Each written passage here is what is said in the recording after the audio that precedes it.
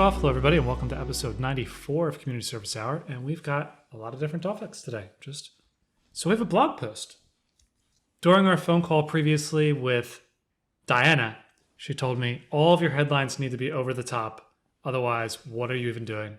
It's your responsibility to get people to read. And once they start reading, then it's their choice to what they're going to do afterwards. The Diana title for this post is, you can break into these DApp admin accounts today. And the alternate title is how to properly implement logins with public key systems. This started from a previous blog post. I think we were talking about, this was, what's the worst thing that could happen if I sign a message? We talked about it we looked at variable in that picture there, but then I actually looked at a whole bunch of different dapps and then just compared them to see if they were weak, if there's a weakness, or if we could break into it. And we actually checked that out. So the way Web 2 works is there's a password. Back in the day, the way passwords work was you would have a password and you would know the password and the website would know the password. This is a one-to-one relationship. This is between you and a service that you're logging into. And that means that you can't prove to somebody else that you logged into somewhere. Dan could say, no, you didn't. And I could say, yes, I did. And neither of us could have proof. Sort of like if you ever been pulled over by a cop and for speeding, and you're like, what evidence do you have? Oh, your notebook says you were speeding? Well, I took notes too, and my notebook says I wasn't speeding. I always found it odd that a police officer writing down on a piece of paper can be evidence of guilt, but me writing down on a piece of paper can't be evidence of innocence. Now let's look at dapps, and let's look at Web 3. When you do a transaction on Web 3, or let's say blockchain, when you do a transaction on a public ledger backed by public cryptography, that means that anybody can verify this. So I make a transaction, I'm giving tokens to you, right? Everybody can see it. That is required to prevent double spend. Is that really required? No, we have zero knowledge proofs. Be more careful, Will. Okay, so this is one way to implement to avoid double spend. There are other ways too with zero knowledge proofs. But one way to do it is to just publish the transaction. And in publishing it and signing it, in the middle somewhere are dapps. Dapps is terrible marketing because none of these are actually distributed. It's supposed to mean distributed apps. None of them are actually distributed whatsoever. The way they work are, they still want you to log in. Like OpenSea, they want you to log in to make a profile. Rarible wants you to log in. Basically, the idea is that the website is going to have the DApp, the website, whatever, is going to make you a signature request. So they're going to send you a thing, and then you're going to sign it with your key.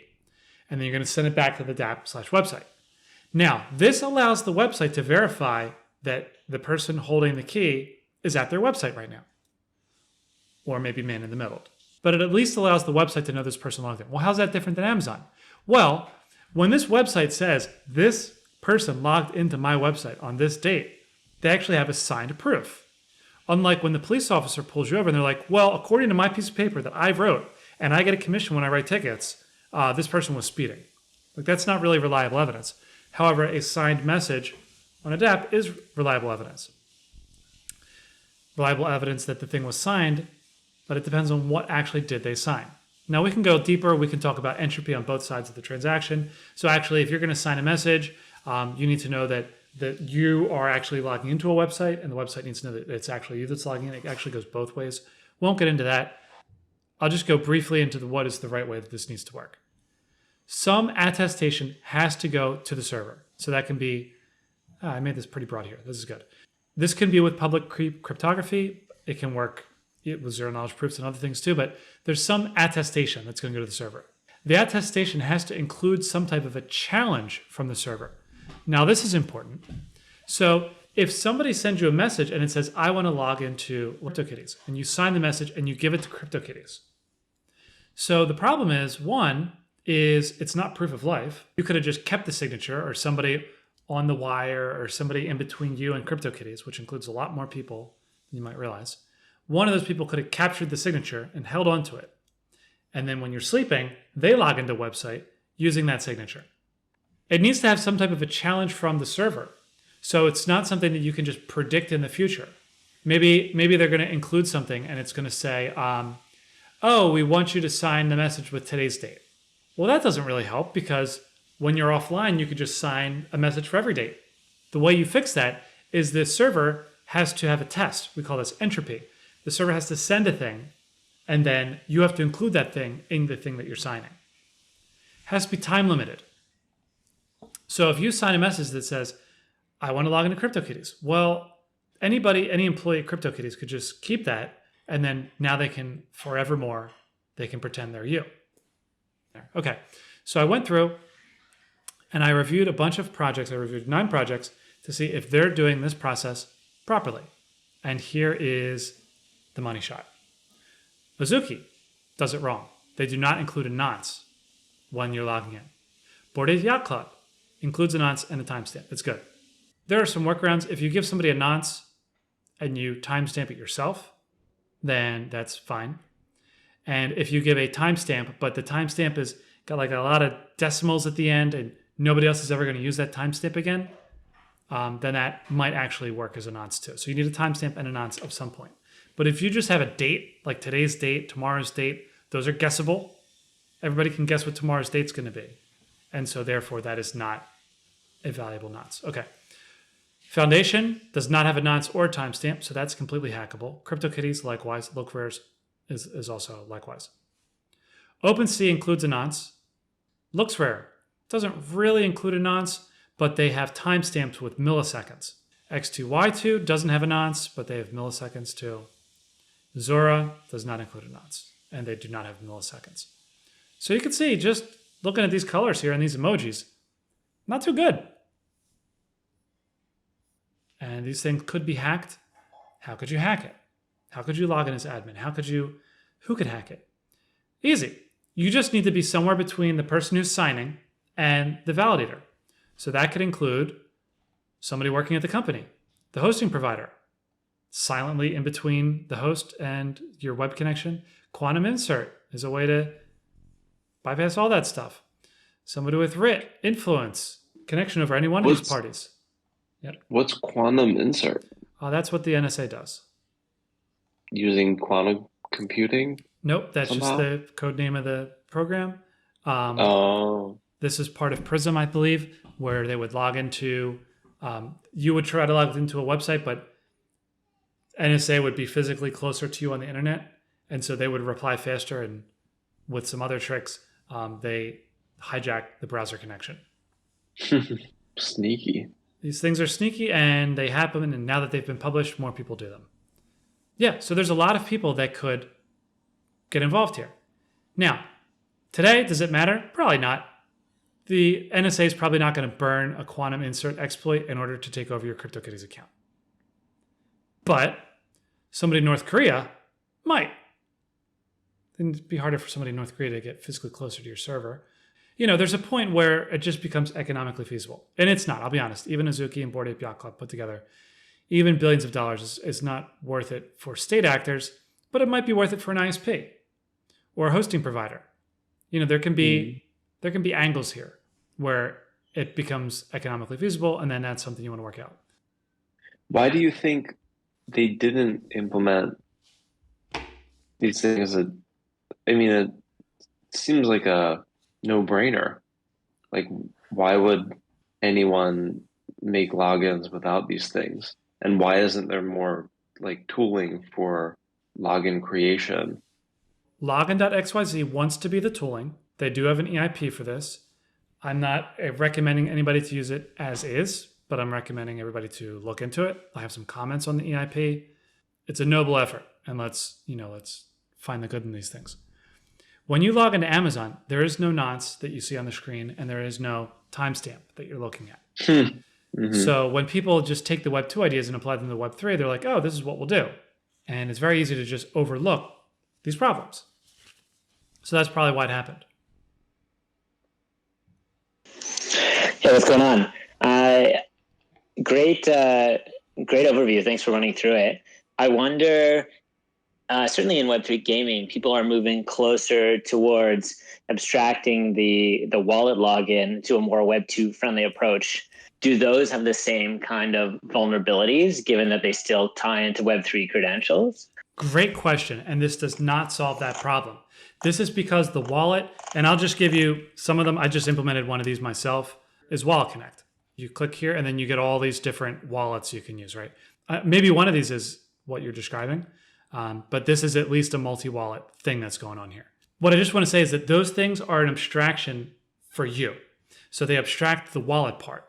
The contract happens between the client and the server. So no matter what you're using, the thing in between, if you're signing a message that's vulnerable, that is the problem.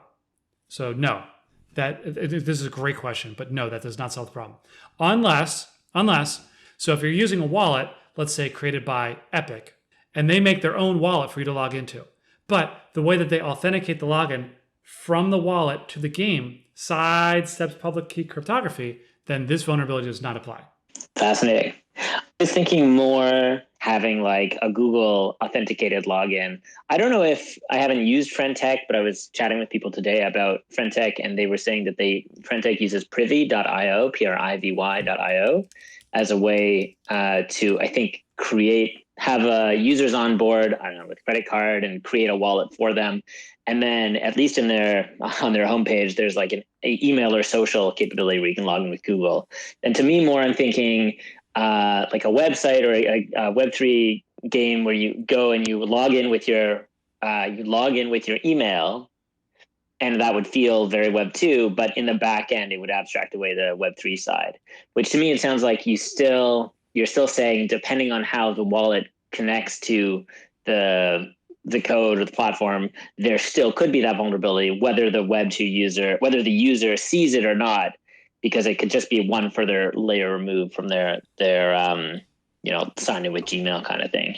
Exactly. And unfortunately, this extra layer is another layer of deniability. So this is just another point of somebody who could be stealing it, another man in the middle. And the problem is when this attack is executed, you never know which man in the middle was the one that took it.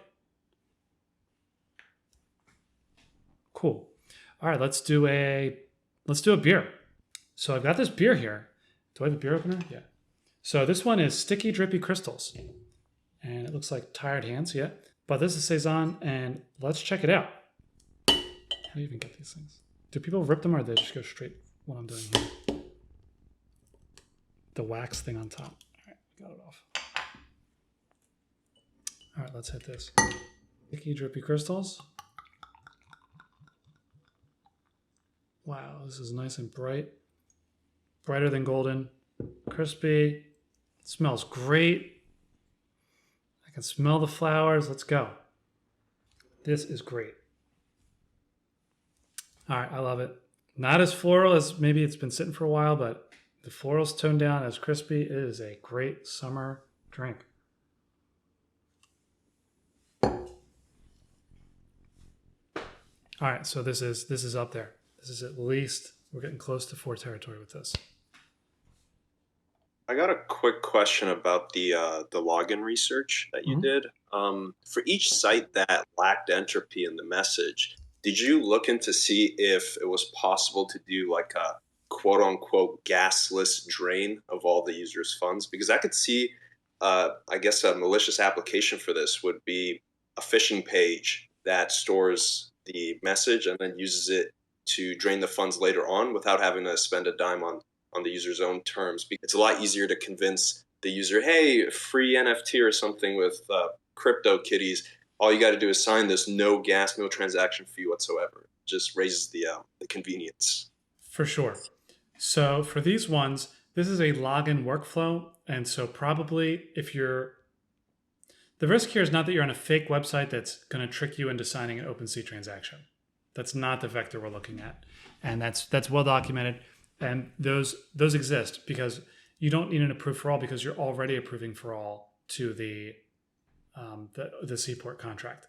So if you can trick somebody to signing a Seaport, then that's game over. The ones that are currently that I've seen, they're more subtle. So you could log into CryptoKitties and you would be logged in. So you could set your profile name or something like that. In OpenSea, you can change your profile name. I think you can probably change your website. So what you could do is let's say you're the admin of Bored Ape Yacht Club. Let's say Bored Ape Yacht Club is on Looksrare. And we can get that, let's say we're going to inject ourselves. Maybe we're going to look at the Looksrare web server, we're going to leave, we're going to keep the signature, we're going to walk away. This is a read-only attack. Then the server's clear, they've reset the server, we lose access to the server. Years later, we take that same signature, we go back to LooksRare, and we log in as the admin of Bored Ape Yacht Club. And we update our profile and the name, and we say, oh, did you see our new website? And we change the official verified LooksRare account for Bored Ape Yacht Club, and it says, oh, our new website is... And so people start clicking on that, and you know what happens from there. Yep, that makes sense. Cool. All right, we have another topic here. All right, SEC Stoner Cats. This is a really interesting... I'm going to say thank you. I'm going to say thank you to SEC and thank you to Stoner Cats for making this education possible. So, reading the headline, reading the subheadline, SEC today charged Stoner Cats too with conducting an unregistered offering of crypto asset securities. So, unregistered security offering in the form of purported, I missed that word the first time I read it, non-fungible tokens. Oh, I love that. Okay. So the SEC doesn't want to, they don't want to call it a non-fungible token themselves, so they have to say a purported non-fungible token that raised $8 million approximately from investors to finance Stoner Cats. Okay. So the complaints were, and these are pretty bad. The order finds Stoner Cats configure the cats to provide a royalty for secondary market transactions and encourage the people to buy the NFTs, spending $20 million, and said that this is a security. Okay, so why is it a security? It says there's a royalty. Does a royalty go to those people? The order finds that they marketed its knowledge of crypto projects, touted the price could increase. Okay, so that's the one. Touted that the price could increase. That's already your toast. And took other steps that led them to believe there's profit on the secondary market. Took other steps that led investors to believe, they're calling them investors. They wouldn't call them NFTs, but they're calling the people that buy them investors. Took other steps that led investors to believe they would profit from selling NFTs in the secondary market. Hardly surprising that Stoner Cats sold its entire supply in just 35 minutes. I think this is starting to get more like a press release, really patting themselves on the back too hard here. With just because something sold out in 35 minutes doesn't... What's the logical fallacy? This is affirming the inverse. What is this called? But they're like, oh, it's not surprising because they're doing all those scams that they just sold out in 35 minutes. No, SEC sells out in 35 minutes for a lot of reasons. It's not even worth mentioning in your press release here. So generating proceeds of over 8 million, most of which were resold. Well, guess what? People are going to resell things if they're resellable. Again, not relevant in the secondary market within months. Months is a lifetime. So, I mean, I know I'm pushing back and saying thank you. Like, there's different parts here. The SEC is complaining that allegedly these people sold the NFTs with the value proposition of they're going to go up in price. I agree. That's a problem. You shouldn't do that. Did the SEC say anything about the secondary market sales and the things that they were marketed during secondary market, or was all of it focused on the original sale of the NFT? I also did not read. I'm just reading this press release, and if there's any other stuff, then I didn't read that as well. I'd love to. The end of the story is, without admitting or denying anything, they agreed to pay $1 million in fine, and they're going to return some money to injured investors. And they're going to destroy any NFTs in their possession that they didn't already sell. Practically speaking here, they made it ahead. They came out with plus $7 million, so generating proceeds over 8 million, and then minus $1 million for fees. That's 7 million. It's like you're in the video game. It's 2D. You're running around with a torch, and you can't see anything in the cave, and you're running. Like, walk slower because there might be a wall. But now somebody's turning the lights on, and you can actually see some of the walls in the cave. That's what's happening here. And so for that, thank you to the SEC. I wonder how they chose Stoner Cats, because there are probably a lot of examples from 2021 NFT launches that have these 3 characteristics they're claiming. My understanding is that there's a complaint. So they look at the number of complaints that are coming in. They look at the amount of dollars that are made. And then they look at these people. If these people are physically in the US, can they get them? And can they actually get assets? because they don't want to give themselves a moral victory. They don't want to say, well, we got these people, but they're in Singapore and you never get that money.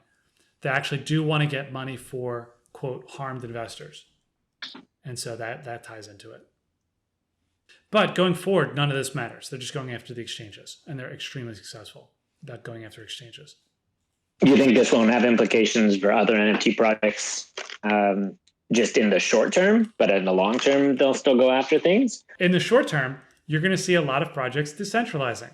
So if you own NFTs and you're one of these projects and you're seeing that they had to forfeit all the NFTs that they owned in this project, they agreed to destroy all NFTs in their possession. Like, that's something in the short term, other NFT projects can be like, oh, if we did any of this stuff, watch out for that. If they haven't gone anonymous, now's the time they're going to think about going anonymous. I think that's what you're going to see in the short term, because people read this stuff. It's interesting that you say projects will think of going anonymous. I mean, certainly that'd be a step backwards for the progress of NFTs. But the comment of, if you're a project and you do own these assets, sort of tying those last two things together of, if they're going to go after people who are in the States and, more likely in their sphere of influence and authority, even just as you mentioned, decentralizing and distributing assets, if they were in the US and then distributing assets offshore like that in itself, I wonder if that's just a smart additional protection should you think that you'll be in the crosshairs. Yeah, I'm not advising people how to avoid prosecution. I'm just predicting. No, of course. I'm just saying that these things are going to. This post needs to be all over Reddit. If you're in any one of these projects, you need to read every one of these, reading the things that they were accused of wrongdoing, and reading these dumb, stupid things they put in between the lines, like, oh, they only sold out in 35 minutes. Yeah, okay, that's not a crime. Selling out in 35 minutes is not a crime. But if you sold out in 20 minutes, then that, I don't know, puts you more on their radar. It's dumb stuff like that. Unfortunately, you have to read into. And this is gonna encourage people to do these things. Not only that, in the last, given where we are in the cycle, NFT projects at the moment are virtually all free mints and have been for all of 2023. There's really been very, very little to sell out. Maybe like Ether, that's it. And even then, that already has lost its confidence. So a lot of this, especially around, well, we didn't sell, we sold to the public for $8 million and we promised people returns. I think the thought on game publishers and, in various NFT communities is if we give it away for free, then it kind of absolves us of the liability of an investor. I guess if you're giving it away for free, are you giving it? Is someone an investor if they have it? Because they obviously don't talk about secondary markets, but there's the broader implication of, well, it could be worth something on secondary markets. So there's still the idea of number go up, but I wonder if the fundamental difference of giving something away changes the classification of someone as an investor who paid money versus a community member who was gifted something and thereby gets around whatever other difficulties or your restrictions that they would want to go after.